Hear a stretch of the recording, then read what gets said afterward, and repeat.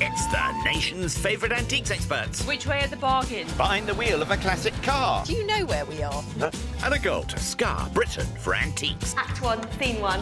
The aim, to make the biggest profit at auction. But it's no mean feat. There'll be worthy winners. We're in the money. And valiant losers. Art broken. Close your ears. Will it be the high road to glory? It's just delightful, isn't it? Or the slow road to disaster? This is Antiques Road Trip. Yeah. Yeah. Hello, North Yorkshire. I love this area, I love the scenery, but these cows have been... Well fed. I need to crank this wind. It's coming in strong. Come on, it's good country air. You've got 1,000 rabbits in a line and 999 take a step backwards. What's it called? Oh, I think you might be in third. I don't think that's the punchline. I don't know. What is it called? A receding hairline? Oh, my days. That's terrible. All that for that. You enjoy being a passenger? A little bit. Try telling your face, Tash. It's the second leg. Behind the wheel of this rock star mobile, the 1966 Volvo Amazon, is jewels aficionado Ishy Khan and hot shot auctioneer Natasha Sharp. Sharp by name, sharp by nature. Nailed it. Not quite. Hatton Garden jeweller Ishy is the bright young thing shaking up the world of gems. It sparkles. Not only drawn to sparkle, this history lover is a magnet to all things gorgeously antique. It's almost humbling to be holding something that's pushing 400 years. The Glasgow gavel wielder noising up the auction scene. Oh. Tash is a force to be reckoned with. She is the go-to expert for contemporary art. There's treasure in here. With one auction win under her belt, it's 1-0 to Tash. Too good. Ask me anything, Ishy. Ask me anything. Ask you anything. Anything. Anything at all. Let's give Ishy a moment here. From a starter kitty of £1,500, Natasha now has £1,275. Ishy also began with £1,500 and now has the sum of £1,157. What's your favourite sandwich? Oh, what is my favourite sandwich? I don't know, but that's an excellent question. Brie and cranberry? Oh, delicious. I think it would have to involve an olive. Good to know. This tour began in Berwick-upon-Tweed, skipped around Northumberland, will zip around North Yorkshire before a dazzling auction finale in Bristol. Olive bread? Oh, right.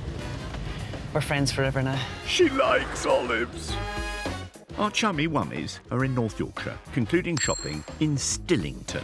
First stop, Whitby. Nice. Tash has been dropped off in the town that taught Captain Cook to sail. What antique adventure will she get up to in here? She's eager. The bazaar is festooned with goodies. Plenty for the antiques swashbuckler to choose from. That's quite sweet. That's quite nice. Darby and Joan. Isn't that what we say about people when they've been together for 1,000,000 years and they're just a little old couple? Don't you just call them old? They're like Darby and Joan. There's something very Whitby about looking for antiques to the sound of pigeons pecking away on the skylight. Ah, that's just Nora out for a stroll.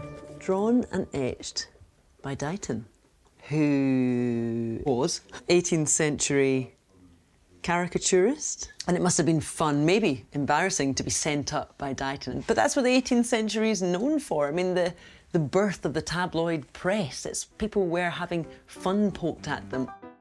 Robert Dighton made a substantial contribution to the art of caricature and is credited with creating coloured prints of actors in their favourite roles. I think another thing that indicates that this is right by Dighton, Wrighton, if you will, is that they're in profile, and he's known for his pieces in profile. £10 every print in this box? I think it's worth more than £10. Strong possible for Tash, then. Where art thou, Ishy? It is baking. I'm gonna cook up some goodbyes today because I am sizzling.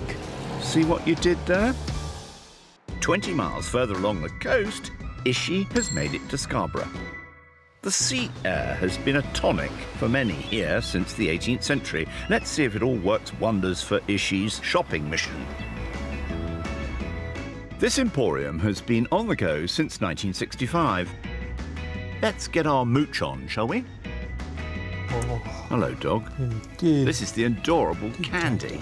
Good God, Doug. I think she's had enough. Ishy has £1,157, so get on with it. There's a really lovely ring in here. I don't even have to take it out to know that it's going to be out of budget, but I do want to take a closer look. Before, jewellery always tells a story, and this is packed full of symbolism. The front of the ring reads Veris ad finem, and is inset with two lovely little old cut diamonds. And Veris ad finem means true to the end. And then surrounding the raised relief writing, we've got little ivy leaves. Ivy leaves represented loyalty, fidelity. So this would be probably a romantic piece. You'd give it to your partner to say that I'm going to be loyal until the end. So it's very sentimental. Sadly, 800 is out of my budget, even if I was the best haggler in the world. So I'm going to have to leave it behind.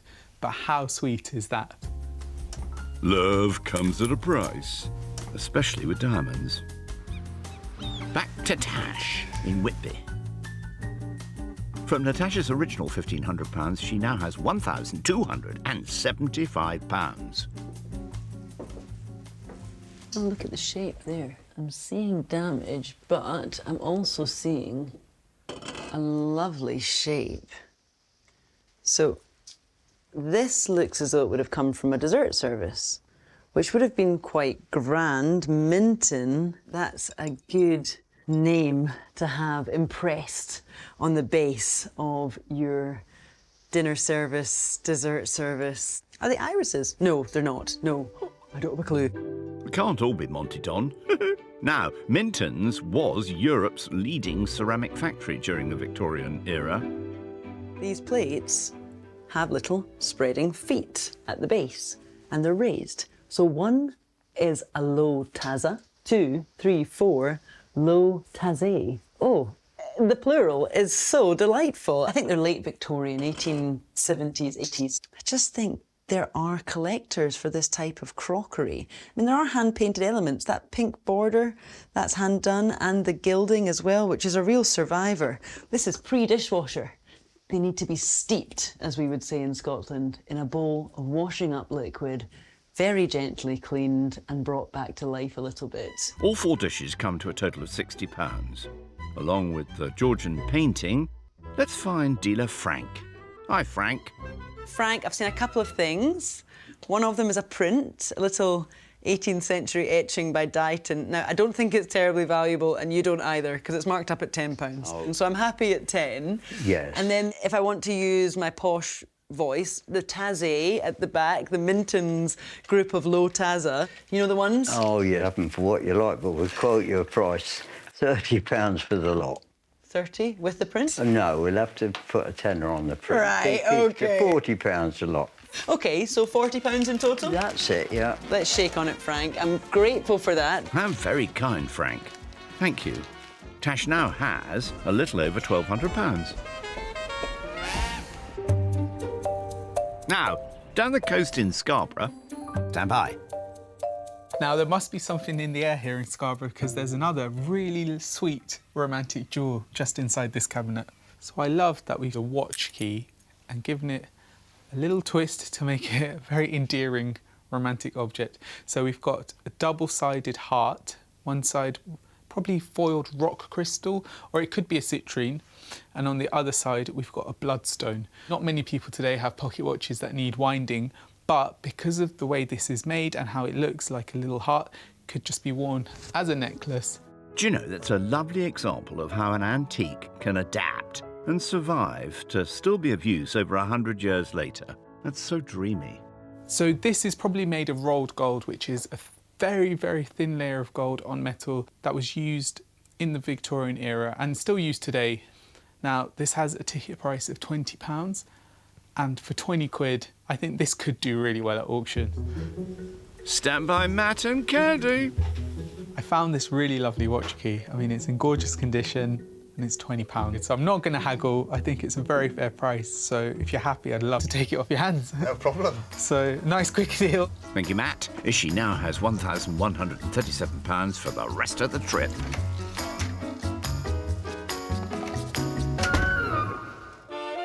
Meanwhile, let's find Natasha. She's made it to a top-secret location in the North Yorkshire countryside. Deep in the rolling hills here rests a curious collection of relics from British automotive history. A feat of engineering that for the first time allowed the disabled community a taste of freedom and independence. Tash is meeting with collector and disability rights campaigner Simon McEwen.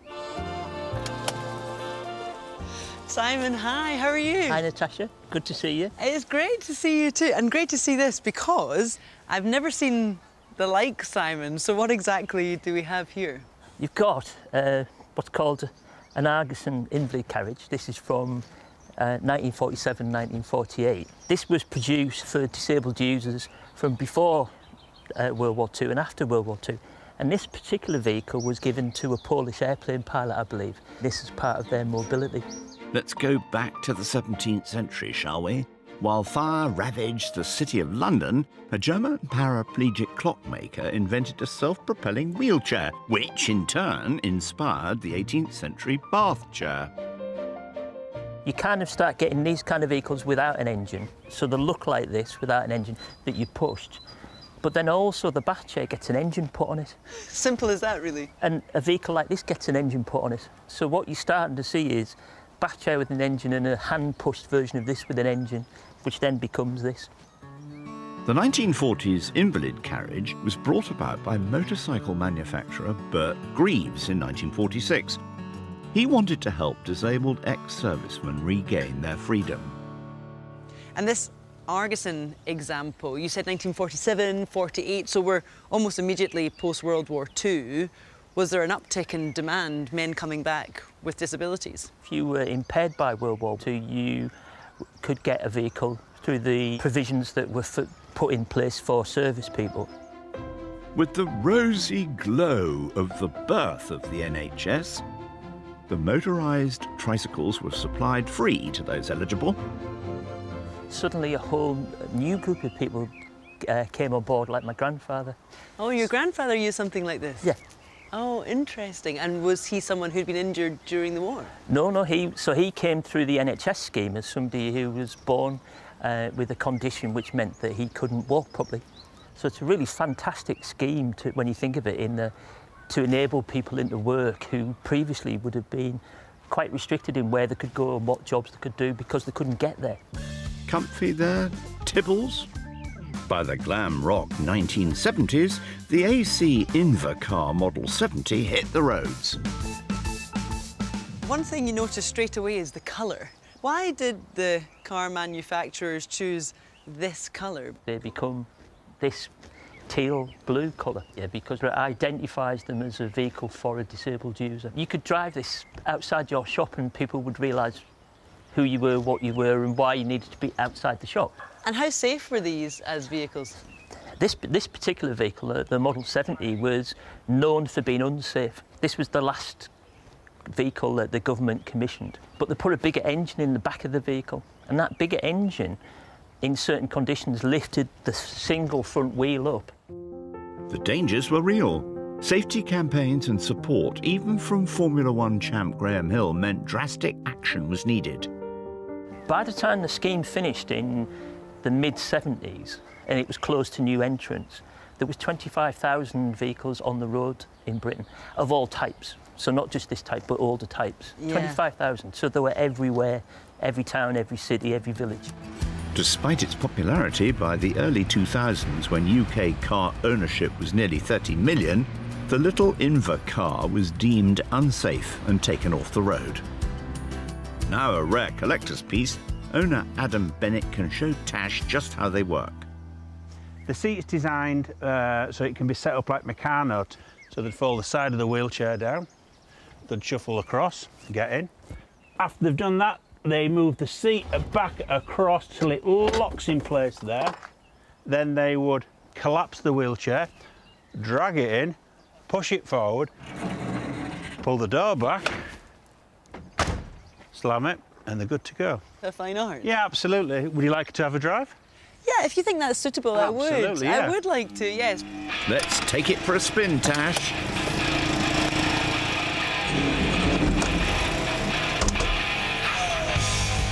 Those fitted with the 600cc engine had a claimed top speed of 82 miles an hour.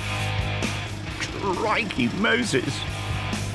What an incredible bit of design the Invacar is, I have to say. It does feel like there's some risk involved, but I suppose people who had mobility issues would have taken that risk. I mean, here I am on a private country road, but do you know something? If I'd needed one of these in the 1970s, what would have stopped me, really, from coming out to a road like this? It didn't just take you to the shops, didn't just take you to the football stadium. If you really wanted to, if you were able to go in convoy with other vehicles, you could actually have access to the countryside like this. And that's why I suppose it's such an important piece of social history. The little ice blue Invacar was an evolutionary milestone. It paved the way for the Motability Scheme, which allows conventional cars to be adapted for disability and is used by over 600,000 people in the UK today. From one classic to another. Sorry, I feel like I'm a bit backseat of the movies here. This car just makes it really tense. It's very... I'm a bit louche. I'm like, hey there, what are you up to? Yeah. Watch her, is she? Nighty-night.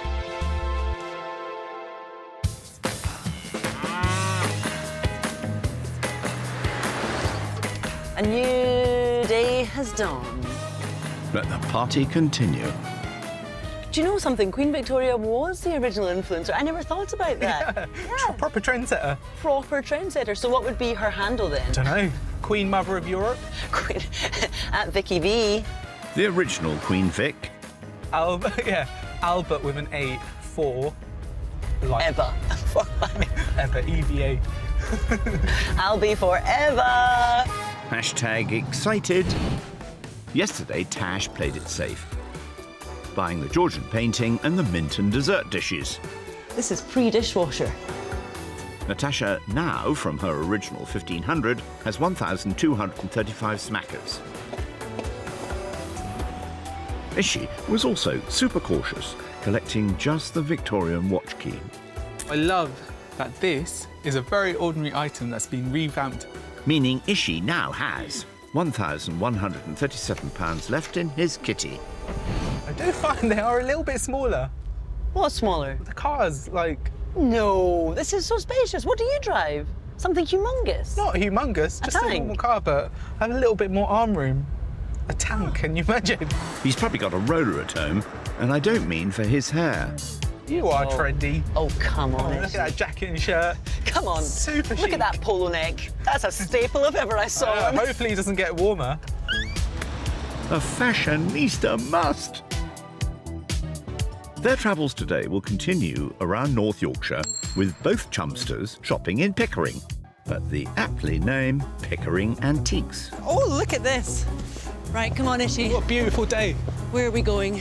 Upstairs. Antiques. Oh, upstairs, right, okay. Ladies first. Oh, thank you, right, okay. What lies within? This 500-year-old building houses a cacophony of curiosities. Natasha has a smidgeroo over £1,200. All right down there? There is something very genteel about this cream jug. I can see the silhouette of A. George, so yes, it's Georgian. But it's the London assay mark that's making me think, so let me just have a look. This is the important thing, the lack of the crown. The leopard has lost its crown and there's been a change of the king. We've gone from George III to George IV. There's a P. 1810. 1810 in London. What a time to have been alive. My goodness. It was an exciting era. London was the capital of the empire and about to become the biggest city in the world. This flat top to the handle is very much of the period. It's very simple Georgian style. but could I wish for a better price? £30, full price? That seems very reasonable. I'm definitely going to go for this. Ooh, Ishy, where are you? Sometimes you need all the help you can get. Let's see what treasure we can find. Beep, beep, beep, beep, beep, beep, beep, beep. Come on, where is this missing treasure? Boop, boop, boop, boop, boop. I think it's found something. Boop, boop, boop, boop, boop, boop, boop, boop, boop, boop, boop, boop, boop. Ishy has £1,137 remaining. With his magical powers of detection, what can he find? This terrarium is lead lined, and then you've got these glass panels and these cherry red panels all around the top. Now, I'm just going to take a look at the label, and it's got the dreaded AF, which means as found, and that's normally an indication that the piece has some damage. So I'm just going to take a look and see where this damage is. Terrariums are usually sealed units, so I can see that there's 3 panels of glass that don't appear to be here. But if we look closely, the glass framing the missing panels is a lot thinner. So I think that these panels aren't actually missing and it's an intentional part of the design. So maybe this is more of a display piece. How wonderful is the glass base? And the fact that that survived. The terrarium was invented by English botanist Dr. Nathaniel Bagshaw Ward in the mid-19th century, an accidental discovery while raising moth pupa. Now, what would you use these for today? You can put your plants inside of it, or even a candle in this would look beautiful. Just the light reflecting off all the different pieces of glass. It's a really, really special object. I can see on the ticket it's marked at £45. I think this could do quite well at auction.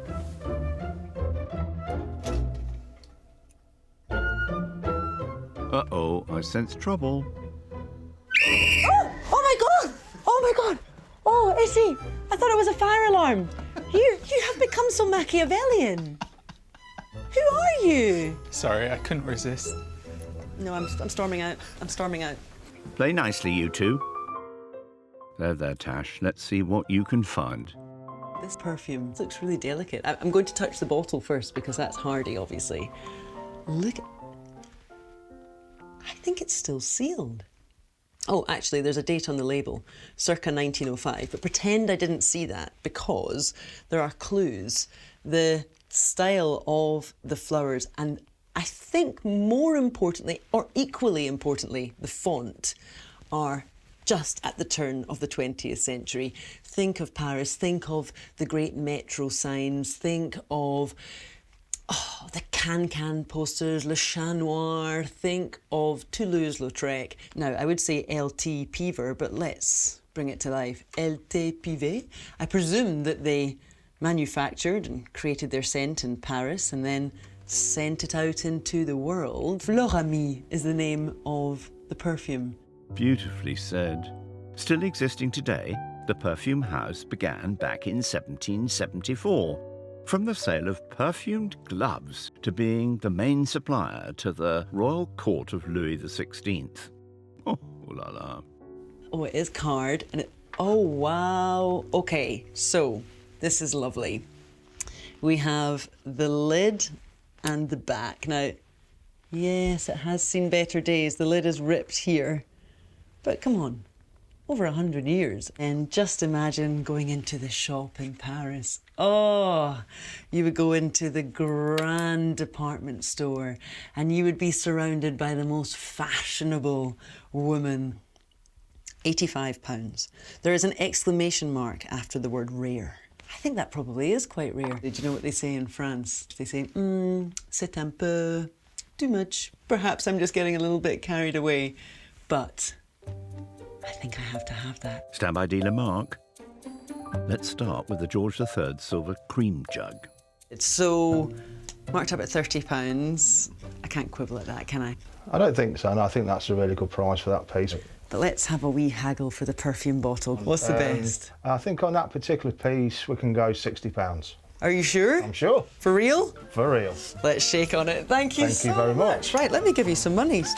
Thank you, Mark. Natasha now has £1,145 left. Oh, what a weird little pair. Like me, Ishy. Back inside, let's find the man with the best hair in antiques. So just like in a supermarket, don't forget that you can often find bargains on the lower shelves. So just having a little rummage around and seeing what I can find. This might lock in a profit if it's, we've got a wonderful, Whoopsie. we've got a very nice, what looks like a Victorian door mechanism, and it all just depends if it works, which it does. It's got a maker's mark around the centre panel. I'll have to do a bit of research because it is chipped away. Often these pieces were made in different parts and they are numbered, and that's how they would construct them together at the end. It's £45.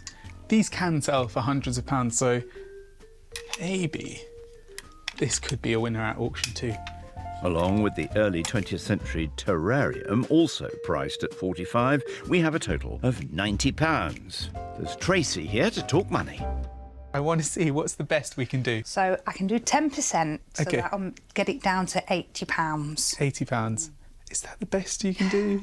I really, really want to beat Natasha. Yeah, I can get it down to 75. That's very, very generous. I do not want to be super cheeky, but I do want to beat Natasha. Is there any chance we can shake hands at 70?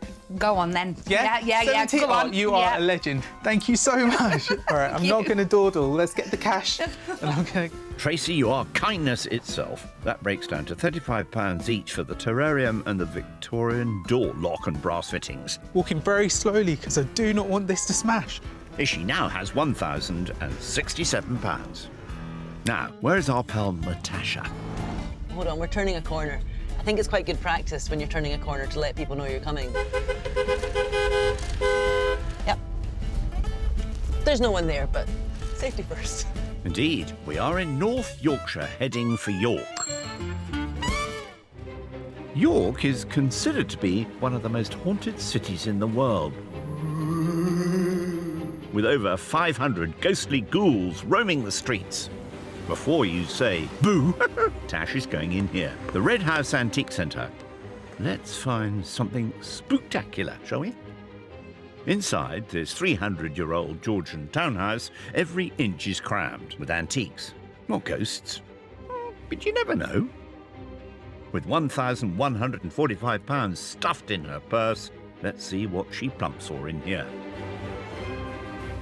There are two shell cameos in this cabinet, miles apart, price-wise. £150 for the one at the front, £280 for the one at the back, and yet the one at the front is so much more exquisitely carved. The one at the back is in a 9-carat frame. At the front here, on this large cameo, she is a follower of the god of wine, of revelry, of pure ecstasy, and she is showing that by displaying vine leaves and grapes in her hair. I've just realised why it might be a little cheaper as well. And a little vine leaf or a tendril of hair has come off and left basically just its shadow, a ghost of what it was. That makes sense. So despite the fine carving, she's slightly broken. Making this fruity reveller a no-no. Let's leave Tash to mingle and mooch. Meanwhile, the man with the bouncy hair is in the village of Stillington. Stillington Vintage Emporium. Watch out, here comes Ishy. I'm central over here. Yeah, they're keeping an eye on you, boy. Isn't it lovely in here? Oh, my favourite. It might be your favourite. At least he's enjoying himself, though. Ishy has less than Tash. £1,067. Persian salt bag originated from the Iranian region, and these were used by nomadic tribes to transport salt, mainly on camelback, across the desert. Salt was an important commodity.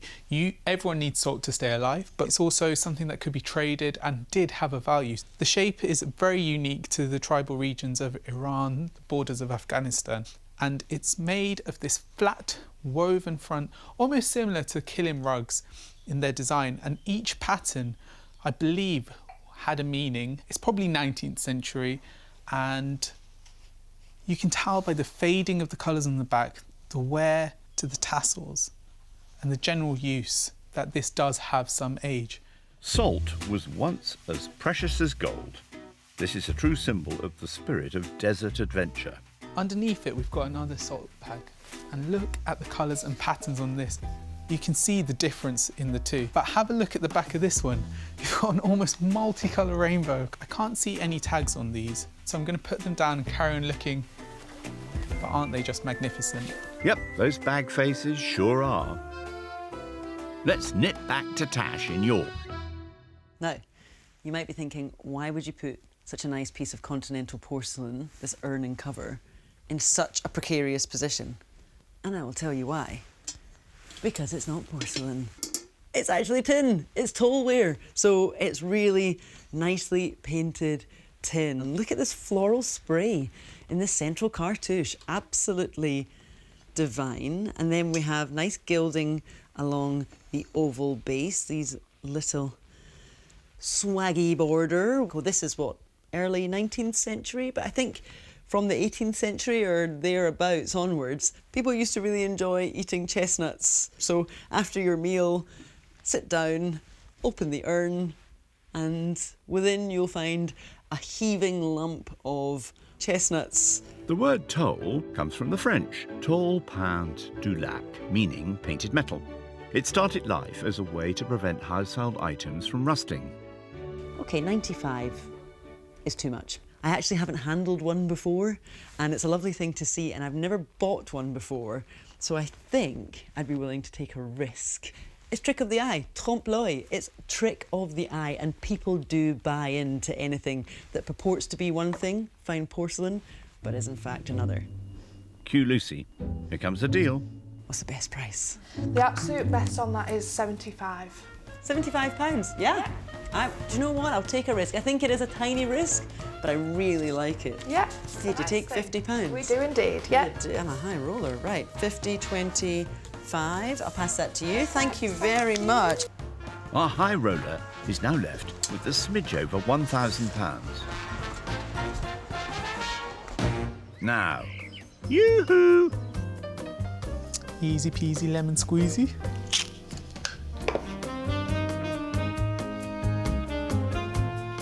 What's this? Oh, this is a nice heavy solid piece. I wish you could feel how heavy this is. That's the first clue that this probably isn't silver, because if this weighed this much and was silver, it'd definitely be locked away. This is a classical scene, but I'm not sure how historically accurate it is. There appears to be some female warriors on this side, a Pegasus in the back, and a water fountain. It must have been modelled on a classical scene or a painting. It's been hammered on the inside to give this high raised relief, and the workmanship and craftsmanship is beautiful. This piece dates to the late 19th century. Neoclassicalism had a huge boon around then. This could be a Grand Tour souvenir. A plated electrotype at £45. I wish there was a maker's mark here, or it was signed by Leonard Morel Laguiole, who was famous for these types of works on the continent. Some of his pieces fetch thousands of pounds at auction. It's absolutely gorgeous. Ah, there's Diane. Let's find out about the unpriced bag faces, shall we? They didn't have a ticket price. I was just curious how much they are. I think they're £48 each. OK. Making a total of £96. And then there's that incredibly heavy electroplated bowl with the relief scene inside. Yeah. If I was to take all three, what could you do as a deal? £100. I mean, I'm going to shake your hand. £100, very, very fair. Let's do the cash. Diane, you have been marvellous. Thank you so much. That breaks down to 67 for the bag faces and 33 for the electrotype plated bowl. Ishy now has £967 left. Oh, I love these. Bye, gnomes. Brush your teeth, put a little bit of cream on. You brush your teeth? Every day. Just kidding. Sorry. Your teeth do gleam, you know. He's blessed. Best get some shut-eye, eh?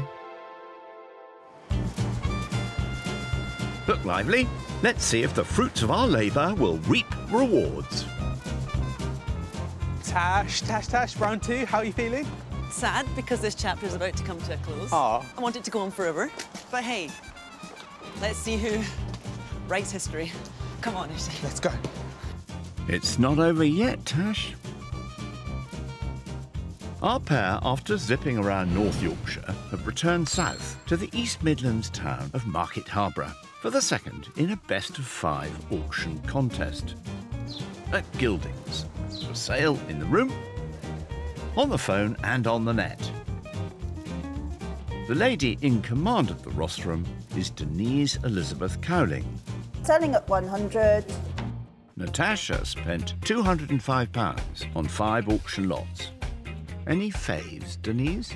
The George III silver barred shape cream jug. Milk jug, possibly, part of a tea set, who knows. We're coming up to strawberry season, so let's hope someone's out there for it. Ishy also bought 5 lots, spending a titch less, £190. What do you think, Denise? The clear and red glass terrarium could be a popular lot. You're going to have to turn it round and face one pane to the back, which is damaged, but get a good plant in there and perhaps that'll hide it. All quiet? We're about to begin.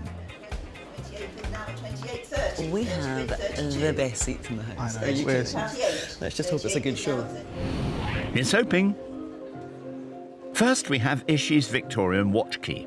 It's sweet, romantic, Purposeful, antique, functional. Yeah. And so we offer this at £10 on the net straight away. £10 bid. At least 3 times that, surely.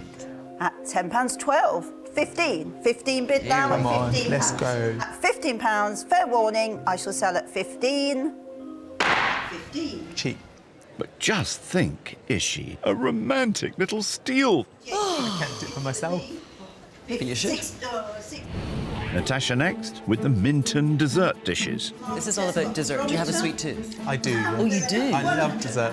£10 bid. At £10. Thank you, Internet, for your bid. That's not At good. £10. And I look to the room. You can see how pretty they are. I shall sell bargain of the day, yes, at £10. I don't think they like pudding here either. The hundreds and thousands were definitely missing. 55 My heart bid now at 55. is broken. No, it's not. Ishy, it's your gloriously snazzy terrarium. I love my garden, so maybe this could bring the garden inside. And they're bidding on the net, but I'm going to come in with this in a moment when they're at 22 at the moment, 25. They're going wild. At 28, they're still bidding on the net. At 28, I'll go 30. 30 with me, absentee bidder. 32, 35. Nice. 38, 40 with me. Profit. 40 with me at 40. Be sure, at £40 I shall sell. At 40. Blooming marvellous, Ishy. Feels good. Feels good. Get ready, Tash, it's the Darby and Joan print by Robert Dighton. It's just a bit of camp fun. Very 18th century. Oh, I love it. See the internet straight in at £18. At 18 bid now at 18. Who do I see? 20. I don't think Still at £18. Your last and final chance. The What did room you is pay? out. I shall sell at 18. 18. Come on, it's a profit. So glad it made it into this millennium. It really was worth it for less than £20. Indeed, can Ishy open the door to profits with the Victorian lock and key set? If you're missing a lock, this is the place to come get it. Where are we going to be? £10 for it, surely? We must need a bid. I'm going to look for the room. £10. Yay. Got to have a friend somewhere. At £10 in the room. At 12. £12 on my left. Again? 15. Oh. 18. It's a the lights full are coming bidding on war. the internet now. They're thinking at 18. £20 bid now at 20. Oh, Ishy, I love it. No, it's at £20 on my right. At £20 and selling. Well, we didn't lock in a profit this time. Hey, that's my job. That profit door is firmly closed, by the way. You kind of got a bit of a battle going. Yeah, finally. Can't put a price on that, Ishy. Can't put a price on that. Onwards with Tash's 19th century tollware urn. Do you like chestnuts? I do. Do you? It reminds me of Christmas. Roasted. Yeah. So delicious. 30 bid on the net now at £30. At £30 was expecting double. Yeah, At £30 me too. bid now Triple. at 30. Looking in the camera, does it make you bid? Fair warning. It doesn't, selling Denise, at it doesn't. 30. Right, well, I'll never have a chestnut again. Don't like the things anyway. What else? It's Ishy's bag faces next. Imagine them in your house. Decorative, unusual, different. 60. Delicious. And the internet's in at £25. That's £12.50 a bag. £25 at 25. Gavels up. 28. Oh. As soon as I say that, you come back. £14 a bag. Are we hot stop? Threaten you with the gavel at 35, 38. Oh, they've gone wild. 40, 42, 45. Oh, they needed that. They 45 needed bid it. at 45. At £45, fair warning and selling. 45. I mean, it was going to be worse. Well, it actually could have been worse. Would you buy them again? Yeah, I would. Ah, it's Tash's early 20th century perfume bottle now. Go on, let's splash on some eau de profit. You wear aftershave? I Do you do, wear yeah. scent? Done now at £60. You do smell amazing. At £70. Nice. £70 bid now at £70. Keep going, Ness. Go on. At £70 on the internet at £70. It's quite rare to have it totally You've had intact. time, like I've that. been chatting. At £70 I shall sell. I think it was worth a wee bit more. Yeah. A whiff of a profit, better than nothing, Tash. Still smells good. Yeah. Very close to me. Ishy now with the electro-plated, electro-tight tatzer. Chock full of detail. I loved it. 20 bid. Do them at £20. You're looking round, looking to the camera. 20, that did it, didn't it? That made you bid. 22 on the net now. 25. Made you bid. 25. Looking Made you back at the look. internet. Made you bid. 28. 30. 30 bid now at 30. Oh, keep up the 32. rhythm. 35. That's right, we profit. 38. 38 is your bid on the net at the moment at £38. Fair warning, selling now Oh, at that 38. seems like a steal. It is a 38. steal. That is a bargain for a lucky bidder. I thought it would do much better. I think they did too.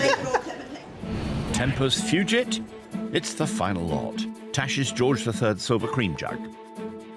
For me, it's a lovely piece, but it's not going to dazzle any queens. Put it that way. Why? It might. Internet straight in at £60.